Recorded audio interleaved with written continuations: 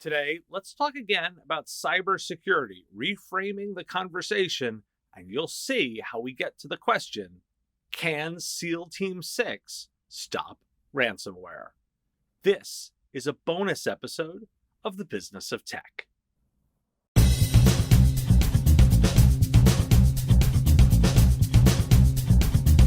I've talked about the use of language around cybersecurity. This isn't new. I've said before that if what was happening virtually was happening physically, the conversation would be entirely different. Armed, organized gangs of criminals, coordinated from within the boundaries of Russia, are roaming U.S. businesses, breaking in, using weapons, holding hostages, and demanding ransom. Let that sink in a bit. It's a different set of words with a different emotional impact, but it's entirely true.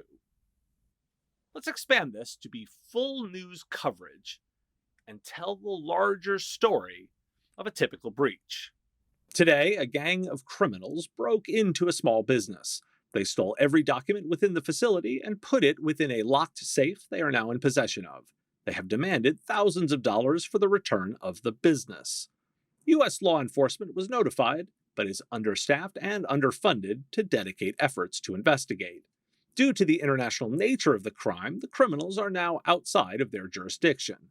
Industry experts called for better training of the staff within the facility and noted that a single error of any employee could result in the total destruction of the business. Experts also offer a series of locks, cameras, and monitoring systems for the facility, all of which must be operated by trained professionals.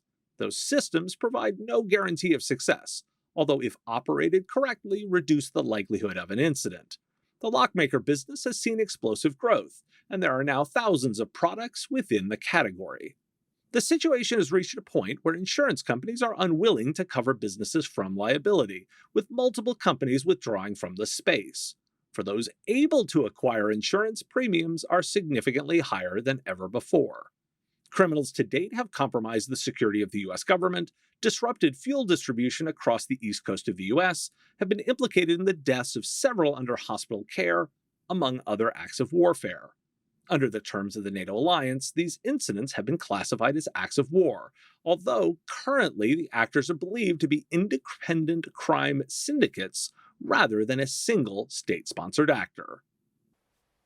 Think about this for a moment.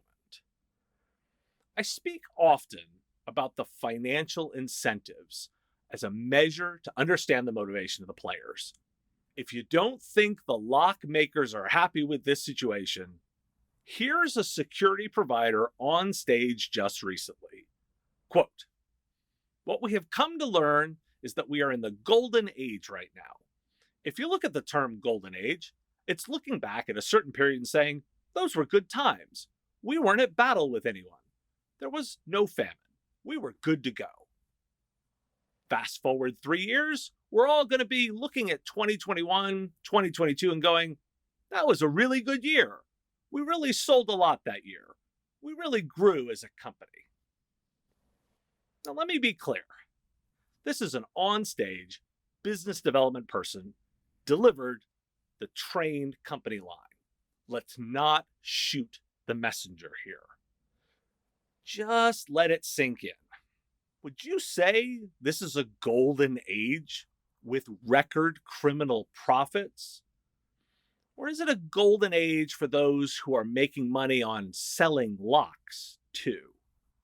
Because the European Union Agency for Cybersecurity used the exact same language. Quote, "We are observing the golden era of ransomware.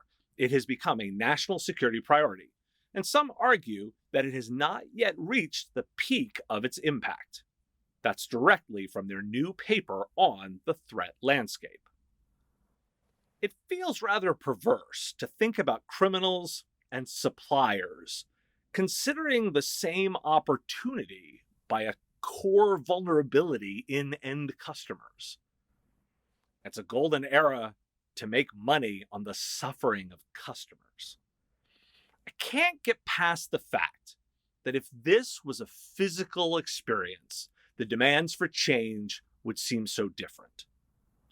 Let's consider for a moment a different framing of the problem.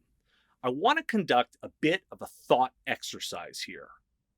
Again, putting in context the physical damages. What would happen if the United States cut countries harboring criminals off from the internet? Why is it assumed that every country gets the ability to access this resource no matter what? If citizens break laws in the physical world, they do not get absolute freedom of movement.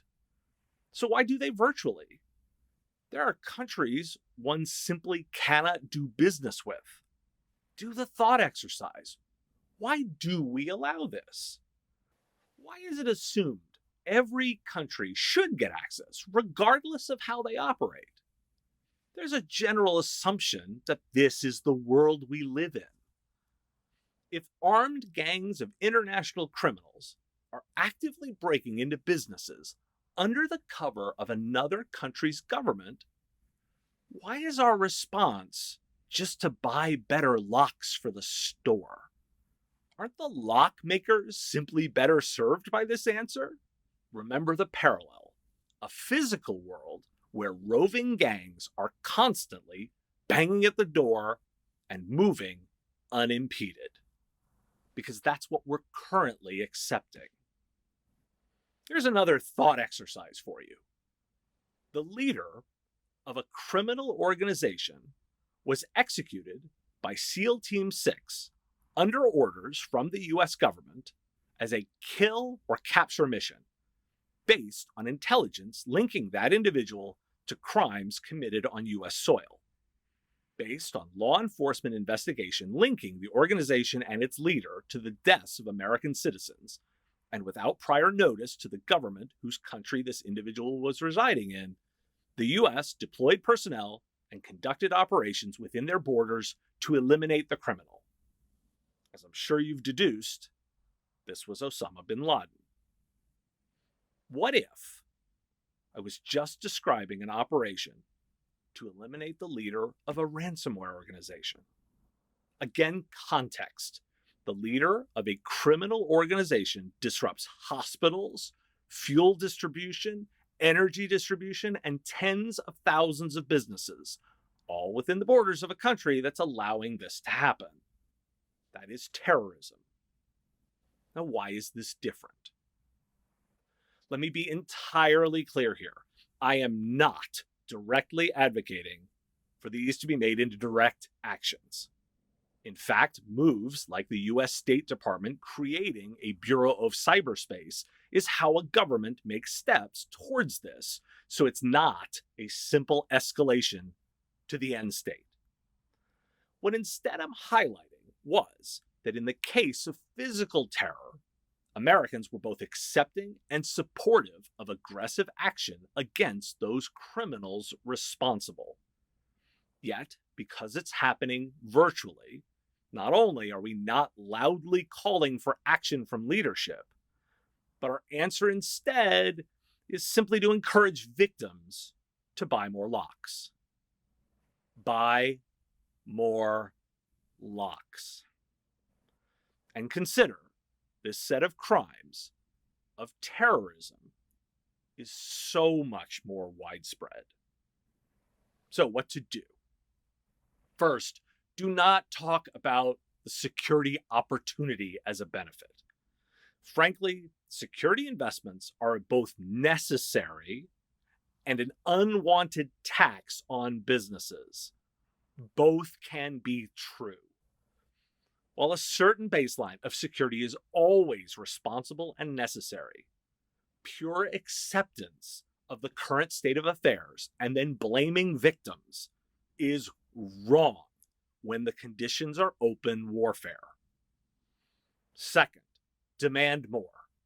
The IT sector can choose profiteers or can advocate for change. Spending customers' money on security is not the best use of their investment over time.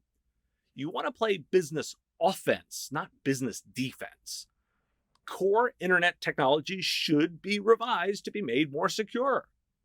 bad actors should be aggressively removed via technical, legal, political, and if required, military action. If there are not consequences for these actions, there is no reason to change behaviors. Third, communicate with your customers differently. Cyber criminals are terrorists and are competitors to business operations. They should be discussed as such. They are a direct competitor to your customers.